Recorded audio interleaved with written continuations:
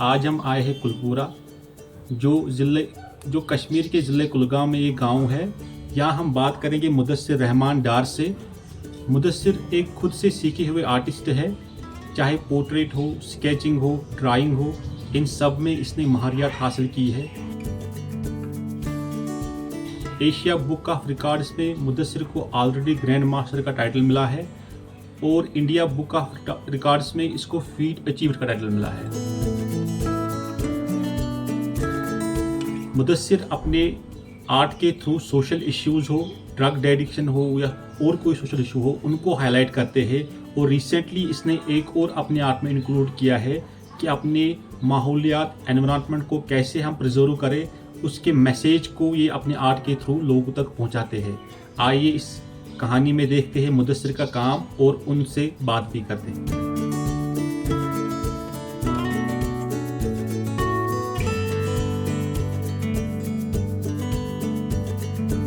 मुदस्सिर, आपका बहुत बहुत शुक्रिया हमें टाइम देने के लिए और हमारे प्रोग्राम में शामिल होने के लिए। आप हमें बताइए कि आपने अपने आप को कब एज एन आर्टिस्ट पहचाना है और कब से आपने आर्ट बनाना स्टार्ट किया है ज़िंदगी में? जी, पहले आपका शुक्रिया कि आपने मुझे इस काबिल समझा। तो रही आर्ट के हवाले से बात, आर्ट की जर्नी, तो मुझे बचपन से ही पेंटिंग की ओर शौक रहा है, इसे पैशन भी कह सकते हो।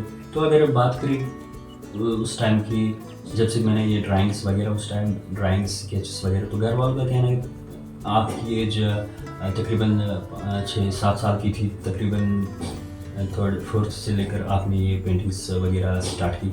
तो उस टाइम कोई गाइड वगैरह नहीं था स्कूलों में, बस ऐसी बेसिक्स, तो गॉड गिफ्टेड भी कह सकते हैं। तो मेरे अंदर ये नेचुरली था ये पेंटिंग कर। तो आपने पहली पेंटिंग जो जब आपने बनाई है तो किस चीज़ की बनाई? मुझे याद है कि तकरीबन 8th में एक कंपटीशन हुआ था स्कूल लेवल पे, तो उसमें मुझे फर्स्ट पोजीशन मिली। तो उसमें बस मैंने एक लैंडस्केप बनाया था, नेचर के हवाले से मैंने उस टाइम वो पेंटिंग बनाई थी। कुछ फॉरेस्ट्स, माउंटेन्स वगैरह मैंने उसमें ऐड किए थे। तो आपने सीखा है, किसी ने सिखा है, आपके कोई गुरु है आपका, या आपने खुद ये जर्नी स्टार्ट की है कि मुझे पेंटिंग करनी है और आर्ट ड्राइंग करनी है, स्केचिंग करनी है? देखो, बहुत सारे सीनियर्स इस बात से मेरे नाराज़ होंगे कि अगर मैं ये बात कहूँ, तो मैं एक गॉड गिफ्टेड आर्टिस्ट हूँ, बार्गन आर्टिस्ट भी कह सकते हैं। तो ये टच नेचुरली थे मेरे अंदर कि पेंटिंग के हवाले से मैं कुछ पेंटिंग के अंदर करूँ, तो चीज़। तो आप किस किस चीज़ पे पेंटिंग बनाते हैं? तो ज़्यादातर मेरा यही इशू रहता है कि मैं सोशल इशू हाईलाइट करूँ, जैसे कि child labour, drug addiction, child labour, women's injustice या एनवायरनमेंट के रिलेटेड मैं काम करता हूँ। तो ज़्यादा इन चीज़ों को मैं फोकस करता हूँ। तो और सोसाइटी में हमारे इर्द गिर्द क्या हो रहा है और पीस के रिलेटेड मेरा काम ज़्यादा रहता है। हमने आपके बारे में पढ़ा है कि आप अपने आर्ट के थ्रू एनवायरनमेंट कंसर्न पूरे वर्ल्ड में है आज। तो आपने अपने आर्ट के थ्रू भी वो मैसेज देना लोगों को स्टार्ट किया है कि कैसे हम पोल्यूशन से बचें और इन एनवायरनमेंट को हम कैसे साफ रखें, और एनवायरनमेंट कंसर्न हमारे लिए कितना बड़ा इशू है।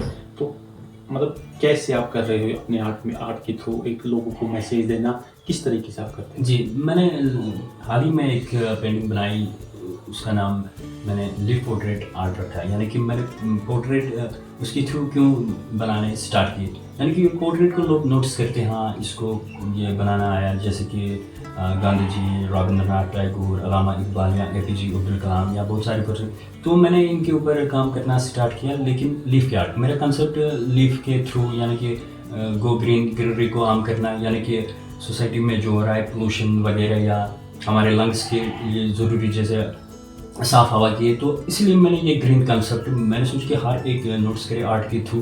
तो बहुत सारे हर एक आर्टिस्ट का एक अपना कंसेप्ट होता है, एक अपनी खूबी होती है। तो मैं हमेशा कुछ नया नया ऐड करता हूँ आर्ट के रिलेटेड। जैसे मैंने ये लिव पोर्ट्रेट आर्ट, तो पहली बार कश्मीर में ये स्टार्ट हुआ, तो लोगों ने बहुत प्यार दिया इसके रिलेटेड कि आपने कुछ इनोवेटिव काम किया।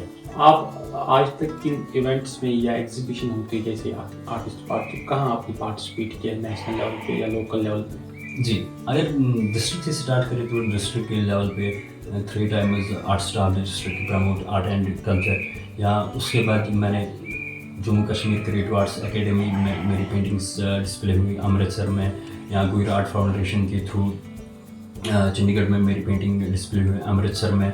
तो उसके बाद तकरीबन जब 1 साल पहले म्यूज़ियम आर्ट गैलरी रिंग में ओपन हुई तो वहाँ भी मेरी कुछ पेंटिंग्स डिस्प्ले हुई।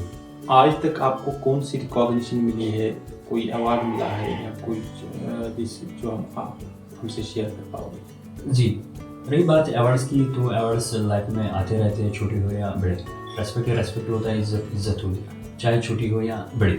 तो रही बात रिकॉग्नाइजेशन की, तो नेशनल और इंटरनेशनल लेवल पे भी मेरी कुछ पेंटिंग्स डिस्प्ले हुई, या ऑनलाइन या उसके बाद भी। तो मैंने एक पेंटिंग बनाई थी होली श्राइन की, होली काबा की, मस्जिद नबी की। तो वर्ल्ड स्मॉलेस्ट पेंटिंग मैंने बनाई थी स्टोन के अंदर, तो उसका नाम रिंग सुकून पड़ा है, वो क्राफ्ट के अंदर वो काम है। तो फिर उसके बाद मेरा नाम एशियन और इंडियन बुक ऑफ रिकॉर्ड्स में आया। मैं पहला कश्मीर से आर्टिस्ट हूँ जिसका नाम एशियन और इंडियन बुक ऑफ रिकॉर्ड्स में आया। तो फिर उसके बाद लोकली डिस्ट्रिक्ट लेवल पे या स्टेट लेवल पे बहुत सारे अवार्ड्स, प्राइड ऑफ कश्मीर या लेजेंडरी अवार्ड्स, बहुत सारे अवार्ड्स लाए।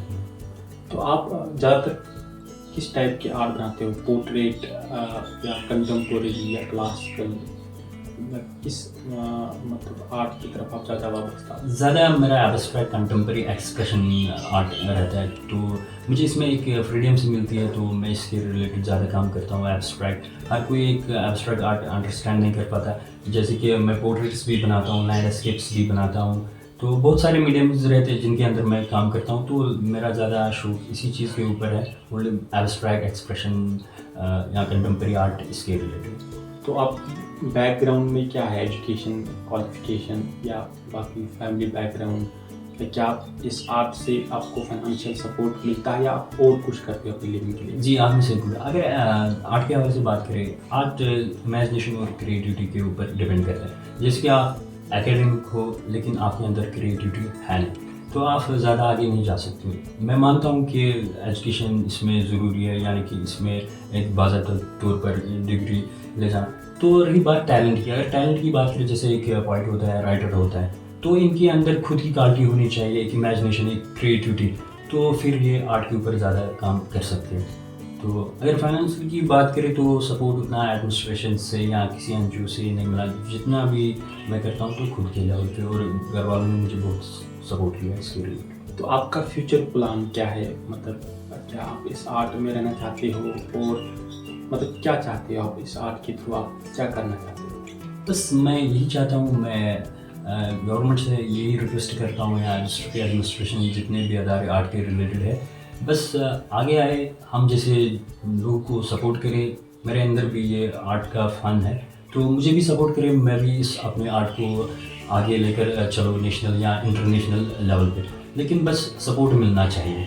तो अगर बंदे को कहीं से सपोर्ट मिलता है तो इसके लिए तो वो उसको और भी शौक बढ़ता है कि मैं इस चीज़ को आगे ले चलूँ।